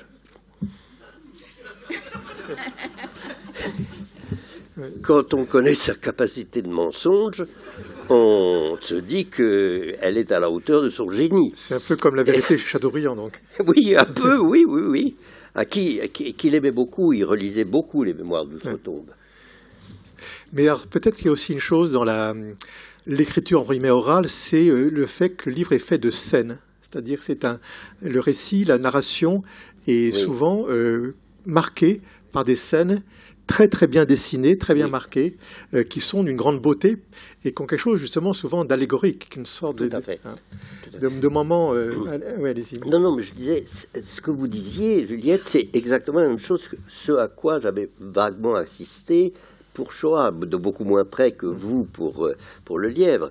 Mais ce work in progress, enfin, je veux dire, cette transformation de lui-même à travers l'œuvre, puisqu'en effet, il ne devait pas penser au début de ses mémoires qu'il allait parler de son enfance, qu'il allait parler de lui-même à ce point-là. Cela dit, je pense qu'il pensait à Shoah comme Michelet à la Révolution française dès le début, c'est-à-dire qu'il savait bien qu'il allait aboutir, que le livre était orienté et que son histoire était orientée pour culminer avec Shoah. Je ne crois pas. Parce que quand il est arrivé au moment où il fallait commencer à parler de Shoah... Quand on est arrivé au moment où il avait l'intention de commencer à écrire sur Shoah, il n'avait plus envie de le faire. Ça, il l'a fait par devoir, parce qu'il ne pouvait pas ne pas le faire, et heureusement qu'il l'a fait. Cette partie-là est très belle. Mais en réalité, ce n'est pas ça qui lui a plu. Alors, qu'est-ce qui lui a plu ? En fait, toute la partie où il s'est dévoilé d'une façon à laquelle il ne pensait pas. Justement, le chapitre sur Evelyne, qui a été pour lui quelque chose de très difficile à écrire. Je me souviens, il y avait un carton avec tous les papiers, les photos d'Evelyne, les rapports médicaux, parce qu'elle avait été malade. Il ne pouvait pas ouvrir ce carton. Il me disait, va voir et résume-moi. Et avoir écrit ce chapitre, pour lui, c'était une espèce de victoire et un devoir de frère. Mais il était extrêmement content de l'avoir fait. La partie sur Shoah, c'était plus un devoir par rapport à son public, disons, mais par rapport à lui-même, c'est pas ce qui lui a apporté une satisfaction d'écrivain, disons. Mais c'est quand même, en fait, on le voit, Shoah comme le Lièvre, deux mystères et deux laboratoires de lui-même, si j'ose dire. C'est-à-dire qu'il ne pensait pas du tout au départ faire ce à quoi il est arrivé. Il était très, très fier, ou très, très content le jour où il a trouvé, je me souviens d'ailleurs, on était dans la maison de Dominique, dans le sud-ouest, et il a trouvé ce qui était pour lui le moteur du livre, avouer sa propre lâcheté. Sa lâcheté d'enfant qui n'était pas volé au secours dans la cour de récréation du lycée Condorcet, d'un condisciple juif qui se faisait tabasser. Surtout on lui demande, mais tu es juif toi ? Et oui. Et il dit non. Voilà, c'est ça la scène fondamentale. Oui. C'est pas seulement qu'il ne défend pas l'autre, mais qu'il nie être oui, juif. Oui. Et ça, et au fond, à partir de là... Cette scène a été écrite par quelqu'un d'autre qu'il admirait beaucoup, le Cohen. Oui. Raconte la même chose au début. Et il admirait énormément Cohen. Je me souviens au moment où j'ai perdu ma mère, il m'avait apporté le soir ou le lendemain le livre de ma mère de Cohen. Et il était allé le voir là-bas. Or, Cohen raconte, c'est je crois dans le livre de ma mère, si je m'en souviens, la même scène. C'est-à-dire que dans une... C'est d'ailleurs celle de beaucoup d'entre nous. Moi, j'étais à Grenoble quand j'avais le même âge, et le fils des Gampérins, vous savez, les Gampérins de Grenoble l'avaient traité de sale juif aussi, mais c'est un réflexe connu. Au lieu de... On est déstabilisé. Et on est comme ça. Et le soir, quand j'ai raconté cette scène à mon frère, il m'a dit « cogne ». Pas du tout, ne te laisse pas aller, cogne, si ça recommence. Donc c'est au fond une scène archétypale. Voilà, oui, bien sûr. Allégorique, pourrait-on dire. Allégorique. Au sens où le lièvre de Patagonie est lui-même une allégorie. Oui. Puisque le lièvre, c'est à la fois celui qui est vivant et qui est libre, et qu'il filme dans Shoah, justement, qui passe sous les barbelés, et qui va et qui vient, et qui échappe, justement, à Auschwitz. Il y a tout un nombre incroyable d'allégories dans Shoah, bien sûr, mais aussi dans le lièvre des Patagonies, qui constituent donc ces scènes tellement frappantes par leur dessin. Je pense notamment à ce passage étonnant quand il est en Allemagne. Il est ami avec les Van Neurath, et il est invité chez eux, et la fille Wendy plutôt, le fait promener dans la propriété, et lui fait découvrir qu'en fait, sur cette propriété, il y avait un camp de concentration, que la propriété des Van Neurath contenait précisément ce camp. Et il découvre là les chalits, les baraquements qui sont encore là. Et c'est un moment absolument étonnant. Et toute cette scène finit de manière assez terrible, puisque il emprunte de l'argent à cette Wendy, qui après va disparaître, et qu'il retrouve bien plus tard aux États-Unis. Elle est femme de l'ambassadeur et est redevenue l'allemande, la prussienne en quelque sorte, raide, indifférente. Et du coup, il ne lui rend pas l'argent. Voilà. Mais c'est un système de la dette et de la douleur et de la vérité qui se joue entre lui et elle, qui est magnifique, et qui crée toute une scène sur 5-6 pages. Oui. Alors tu te rappelles de la manière, il te l'a dicté cette scène-là? Oui, bien sûr. Voilà. Alors je ne sais pas, quelle était sa voix dans ces moments-là, ou quelle était sa manière d'être Bon, quand il dictait, Claude, il n'était pas en train de déclamer. Pas du tout. Je veux dire, c'était quand même pas comme quand il nous récitait, vous voyez, moi j'emploie toujours le présent, quand il nous récite le bateau ivre ou Beaux endormis, non. C'était, les mots tombaient lourds comme des cailloux dans l'eau. Il avait trouvé le mot et puis voilà, et après il fallait le suivant, mais ce n'était pas un jet continu, c'était pas un flux continu, mais un mot suivait un autre mot, et puis la phrase se construisait, mais elle se construisait sans rater. C'est ça qui moi, m'étonne encore. Il y a eu quelques occurrences où il m'a dit « vas-y, va voir dans le dictionnaire des synonymes », mais c'est rarissime sur les 500 pages. Alors, juste, il y a une chose que j'ai voulu t'interrompre au moment où tu parlais d'Evelyne Ray, oui, et qui était un peu en rapport avec ce que disait Pierre Nora sur l'archive, en fait. C'est qu'en réalité, toute la séquence sur Evelyne est nourrie d'archives. Oui. Et avec des lettres. Des lettres de Claude Roy. C'est ça. Et ici, la lettre de Claude Roy de rupture. Enfin, oui, il connaît toutes les lettres de rupture, oui, dont Evelyne a été, oui, la victime, en quelque sorte. Oui. Et il y a cette dimension de l'archive qui est étrange, parce que dans cette oralité, cet homme qui n'était pas un homme de l'archive, néanmoins, dans cette oralité, inclut quand même l'archive. Oui. Donc, voilà. Je pense que c'est le seul cas, c'est Evelyne. Et il ne pouvait pas aller voir ses archives lui-même, c'était trop douloureux. Oui. Et alors ce qui est assez frappant, justement, peut-être, c'est ce que je disais au début sur le statut d'intellectuel, entre guillemets, de Claude, puisque tout de même, il a fait de philosophie, il a eu Alquier en Cagne, il a fait un DESS sur Leibniz, ce qui est quand même pas rien, c'est pas le plus petit des philosophes, c'est un vrai philosophe de philosophe, c'est pas quelque chose de littéraire simplement. Et puis il enseigne la philosophie en Allemagne, à Berlin, et néanmoins, il y a ce rapport quand même qui est une forme d'anti-intellectualisme de Claude, je trouve. Enfin, en tout cas, la manière dont il fait le portrait de certains intellectuels, y compris de Sartre, qu'il admire et qu'il adore, néanmoins, il y a quelque chose d'une forme de mythologie de l'intellectuel, au sens de Barthes, c'est-à-dire où il démystifie un tout petit peu certains traits d'intellectuel, cette abstraction finalement faussée par l'abstraction même. Et Juliette disait que c'était un homme du concret, que Claude était quelqu'un du concret. Il y a donc et en même temps, comme directeur du Temps moderne, il était parfaitement et très cohérent dans ses prises de position. Ne me regardez pas, regardez oui. parce que je ne sais pas comment il était.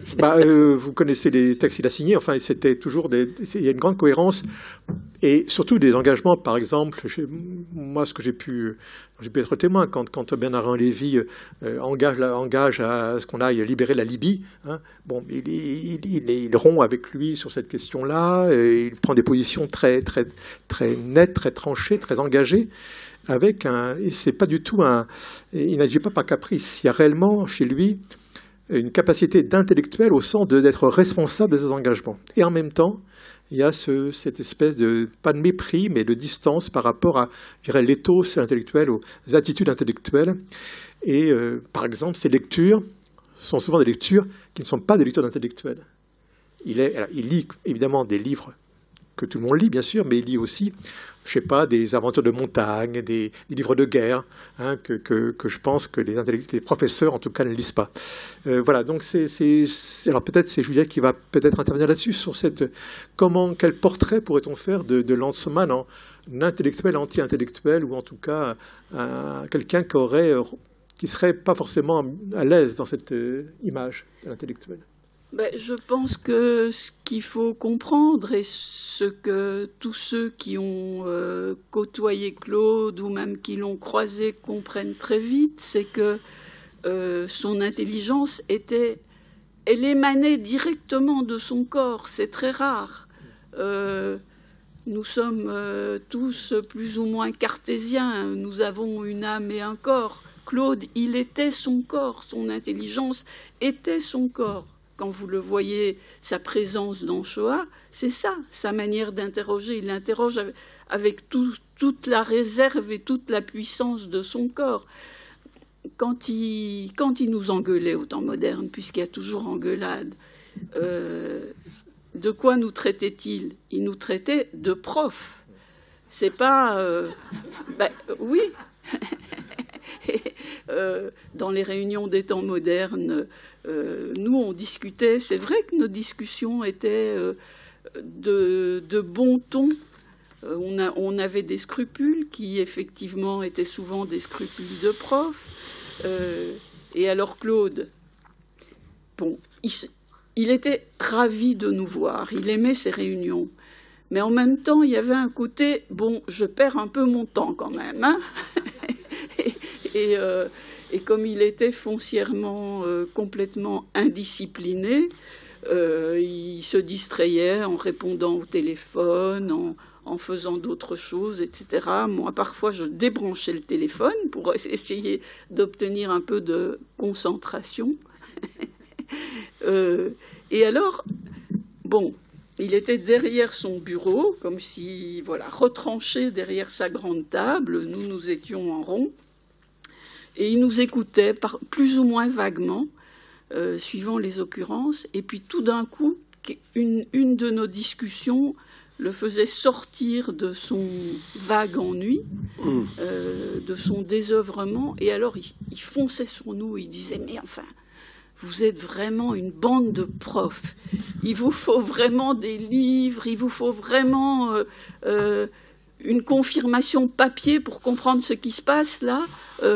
Mais évidemment que Heidegger est antisémite, C'est pas parce que vous pouvez pas encore lire les cahiers noirs, parce qu'évidemment vous lisez pas l'allemand, bande de profs. Mais évidemment qu'il est antisémite, c'est normal. D'ailleurs, c'était tellement banal de l'être à l'époque. Et puis alors il disait, c'est pas que je veux dire. Heidegger n'est pas banal. Donc ça pose quand même un problème. Ça pose un problème. Ben, pour lui, ça n'en posait pas. Il dit, bon, c'est un coup éditorial, ces histoires, les affaires Heidegger, c'était déjà dans les temps modernes en 1946. Ne perdons pas notre temps là-dessus. Moi, je ne dis pas qu'Heidegger n'est pas un grand philosophe, mais il était antisémite, c'est réglé, vous perdez votre temps, vous agitez de l'air. Est-ce que c'est pas l'heure de prendre un whisky? Ça se passait comme ça. Un scotch. Serre-moi mon Chivas. Peut-être là-dessus, j'aurais intervenir sur le... Parce qu'il y a un épisode très important dans le livre, c'est la guerre d'Algérie et l'engagement de Claude avec le FLN. Et c'est tout un chapitre, ce sont des chapitres très très importants, précisément humainement, d'abord parce que par le portrait qu'il fait par exemple de Frantz Fanon, qui est un portrait absolument éblouissant de ce personnage lui-même éblouissant qu'était Frantz Fanon, mais aussi parce qu'il y a quand même un engagement là, un engagement militant d'intellectuels engagés, c'est-à-dire qu'il va en Algérie, il rencontre Boumedienne, il rencontre Ben Bella, il rencontre tous les chefs du FLN qu'il aide, il va être un porteur de valise, il va donc s'engager. Et puis il y a cette phrase à la fin qui peut-être, pour moi, serait une des clés du détachement de Claude Lanzmann par rapport à l'intellectualité lorsqu'il écrit, quand Ben Bella justement après l'indépendance, dit maintenant notre tâche est d'aller à Jérusalem, libérer Jérusalem des Juifs. Voilà. C'est ça, il dit, pour moi c'était fini, je croyais qu'on pouvait vouloir en même temps l'indépendance de l'Algérie et l'existence d'Israël, je m'étais trompé. Alors si je m'étais trompé, je pense que beaucoup d'intellectuels ont fait cette expérience de s'être trompés un jour ou l'autre dans leur vie. Mais il me semble que là... C'est pas un jour ou l'autre, il s'est tout le temps trompé. Il s'est trompé sur tout. C'est ça qui faisait d'ailleurs nos discussions et nos engueulades. Parce qu'il me semble qu'il y a un mot à propos d'intellectuel qu'il faut absolument prononcer, c'est Sartre. Ouais. C'est-à-dire que c'était un intellectuel de type sartrien qui restait fidèle à la bêtise politique de Sartre jusqu'à sa mort. Et donc, en plus, il était communiste. Et beaucoup plus longtemps qu'on ne l'a cru, resté dans l'orbite mentale du communisme, dont le judaïsme l'a sauvé, et la rencontre avec le judaïsme, en quelque sorte. Je pense que vous ne me désapprouverez pas, M. Clarsel, là-dessus. Il a été... Mais il s'est trompé sur la Corée du Nord, il s'est trompé donc, parce qu'il était très proche des communistes. Et donc, ça faisait partie de nos disputes. Je veux dire intellectuel, mais c'était un intellectuel sartrien. Et au fond, il a osé être lui-même après. Voilà. Après la mort de Sartre et après Shoah. Et tout d'un coup, là, il a osé taper sur la table, vous engueuler, dire les temps modernes, c'est moi. Non, les temps modernes ont été, la grande époque des temps modernes, c'est Sartre. Je suis désolé. Mais ce qui est intéressant, historiquement, c'est ça. C'est qu'il s'est trompé, mais il s'est trompé, disons, pas dans un salon, pas dans un salon de thé, en discutant. Il s'est trompé en allant, en donnant beaucoup de son temps, de sa force, et en prenant des risques aussi, puisque son engagement auprès du FLN était quand même un engagement risqué. Il a signé le manifeste des 121, bon, c'est comme 120 autres personnes, mais en tout cas, il l'a signé. Et surtout, donc... C'est ne pas le signer qui devenait difficile à l'époque. Moi, j'exagère un petit peu là. Le manifeste 121, non, on ne peut pas dire ça. Moi, je sais, un peu, mais pas beaucoup. Je connais beaucoup de gens qui n'ont pas signé le manifeste 121 parce que, justement, ils avaient peur. Enfin, dans ma famille, il y a des gens comme ça. Donc, non, je pense qu'il a quand même... et puis, il est allé en Algérie, il a quand même été... Alors, se tromper, donc c'est ça, à mon avis, qui explique peut-être cette espèce de défiance qu'il a eue par la suite à l'égard de l'intellectuel. C'est l'expérience absolument personnelle, subjective et physique, concrète de l'erreur. Je ne sais pas ce que tu en penses. Non, je ne dirais pas ça. Je dirais que sa défiance par rapport aux intellectuels, c'est sa défiance par rapport à l'abstraction en général. Et ses jugements, il s'est trompé, il ne s'est pas trompé, Aron contre Sartre, etc. Oui, c'est pas sa tasse de thé. C'est pas sa tasse de thé, ni d'ailleurs la mienne, ni celle des temps modernes en général. les jugements rétrospectifs, c'est trop facile. Mais il n'explique pas vraiment, disons, le processus par lequel il va prendre tant de risques pour les Algériens. On n'a pas tellement l'explication du processus par lequel il prend tous ces risques pour une cause dont il n'explique pas du tout. Il n'explique pas vraiment, disons, pourquoi. Qu'est-ce qui l'attire, qu'est-ce qui l'entraîne à soutenir cette cause-là. Sinon la situation, sinon l'urgence, sinon l'actualité.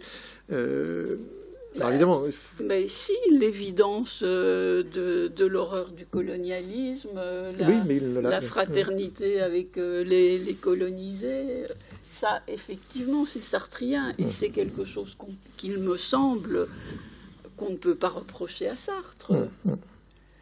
Et quant au communisme, je crois que Claude était foncièrement anarchiste. Sa sympathie avec les communistes, elle vient de la résistance. Après, Claude, il était anarchiste, il était irrécupérable, il l'a été jusqu'à la fin. C'était pas un homme de parti quand même, Claude. Il me semble. C'était vraiment un nanar. C'est un nanar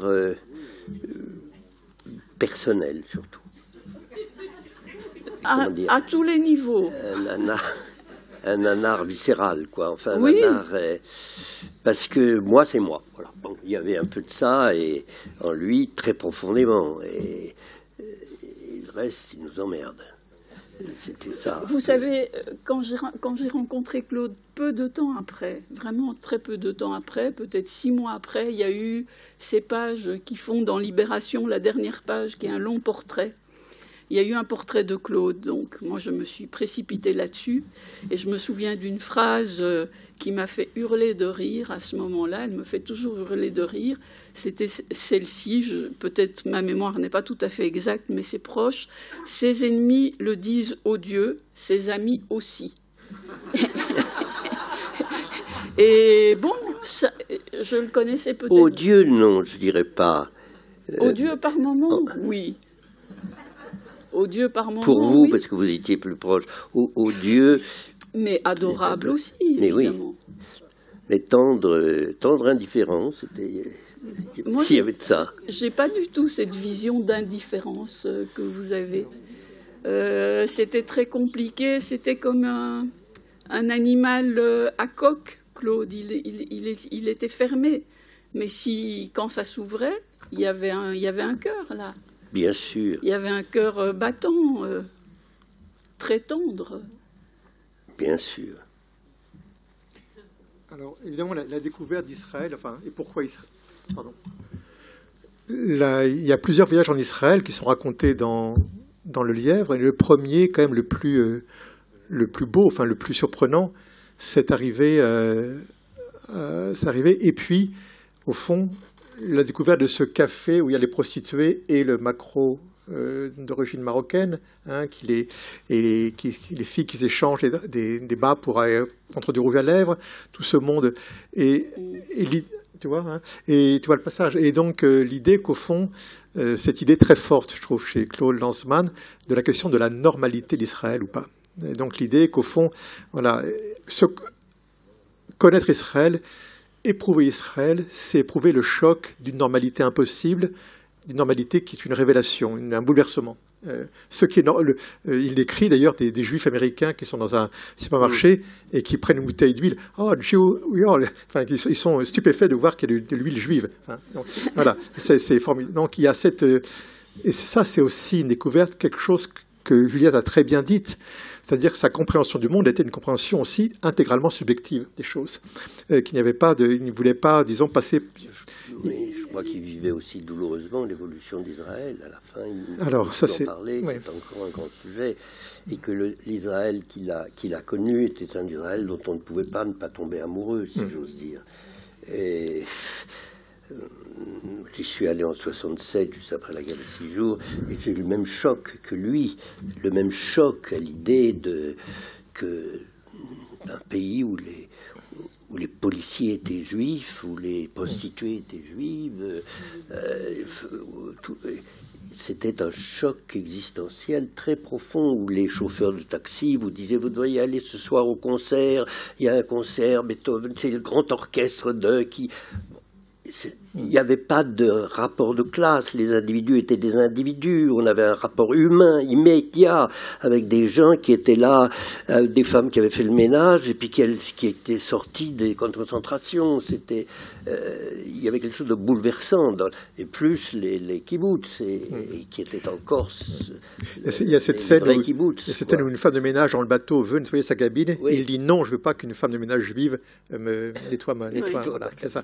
Ça, c'est vraiment donc, quelque chose, une épreuve. Et évidemment, enfin, il y a eu du silence après.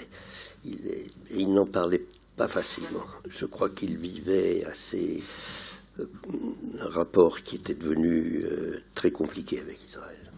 Qu'est-ce que tu en penses, Juliette? Quoi, non?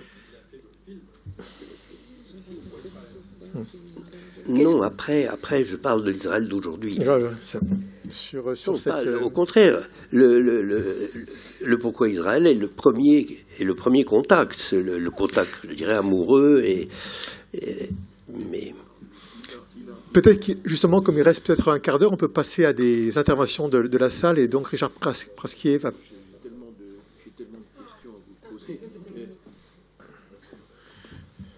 Moi, j'avais vis-à-vis d'Israël, j'étais frappé par le fait qu'il avait tout un tas de compliments qu'il a fait à Rick Sharon. Et donc, quand même, une période beaucoup plus récente d'Israël. Et j'aurais voulu... L'une des questions que je m'étais posée en lisant le Lièvre, c'était effectivement la disparition du père. La disparition du père. Donc, vous avez répondu en partie, mais le père a vécu quand même un certain temps. La disparition du père, alors que il paraît être quand même un personnage très remarquable, parce que ce que fait le père pendant la guerre est quand même assez étonnant.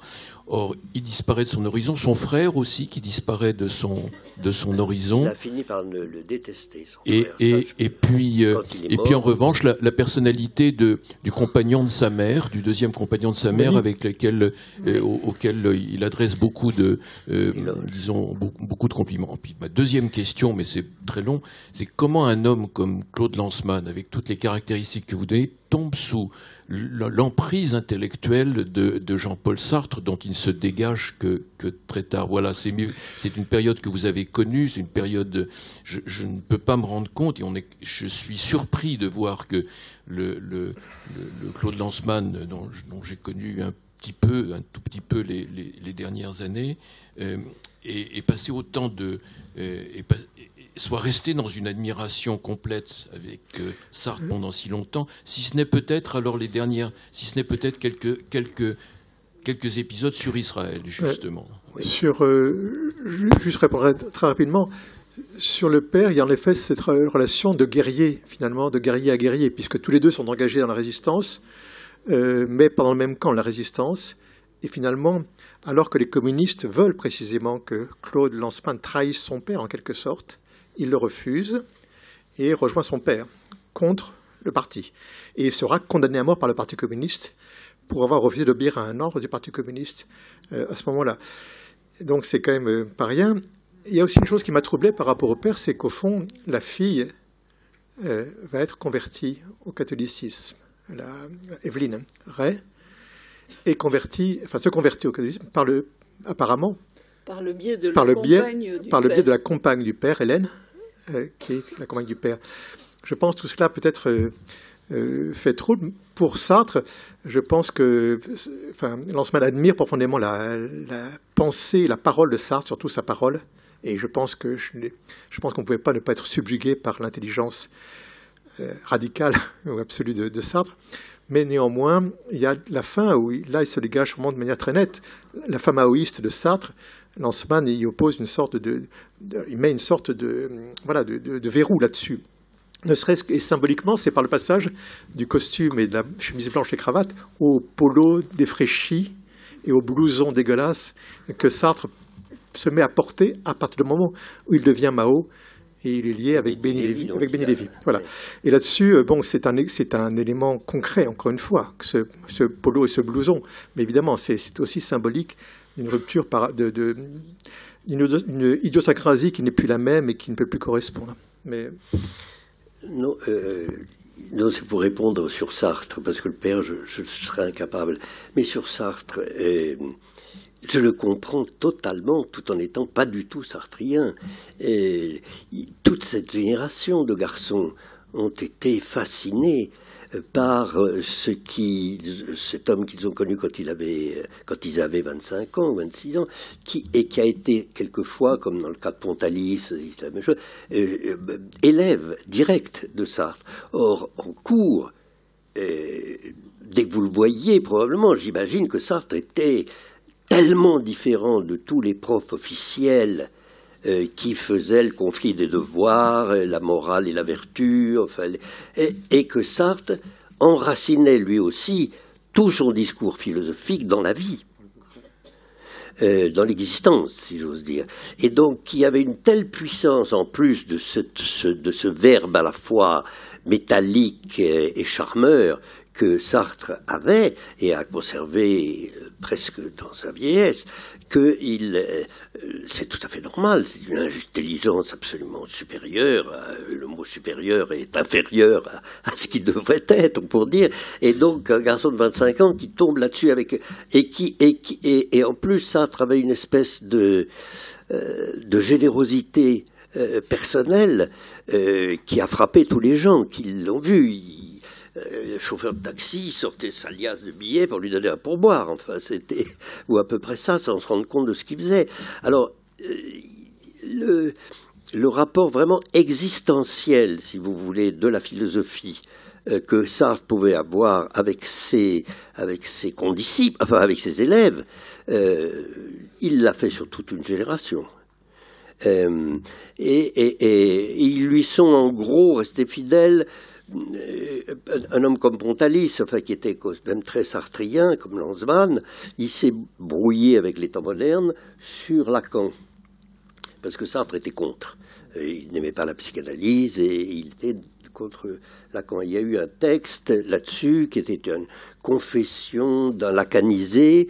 Fallait-il le publier, pas le publier? La rupture avec Pontalis s'est faite là-dessus. Mais sur Lanzmann, il n'y a pas eu de rupture. Et ce qui est d'ailleurs extraordinaire, c'est ce couple à trois, avec Simone de Beauvoir, quand même. Alors, ça crée une intimité, si j'ose dire. C'était pas vraiment un couple à trois. Hein. Non, c'était pas un couple à trois, mais c'était quand même une constellation à trois, oui. Si j'ose dire. Une constellation, je ne dirais pas un couple. Non, c'était pas un couple à trois. Non, pas un couple à trois. Un couple, les trois ne faisaient qu'un, si j'ose dire. Enfin bref, ils vivaient dans un univers si proche qu'il est resté fidèle à ça. Pour la puissance d'admiration. Fidèle jusqu'au bout et fidèle à Simone de Beauvoir. Oui. Vraiment, il a été avec elle jusqu'au bout, très attentif et très aidant. Pour la puissance de séduction de Sartre, le meilleur exemple, c'est justement lorsqu'il décrit Sartre séduisant sa sœur Evelyne. Parce qu'au fond, il est témoin d'un processus de séduction à la fois érotique et intellectuel, puisqu'au fond, Sartre séduit par son verbe et par sa puissance de pensée.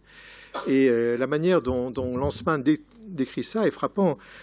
Voilà ce qu'il écrit. « Voir à l'œuvre cette formidable machine à penser, ses bielles et pistons fabuleusement huilés, montant en puissance jusqu'au plein régime, laissaient chacun pantois d'admiration.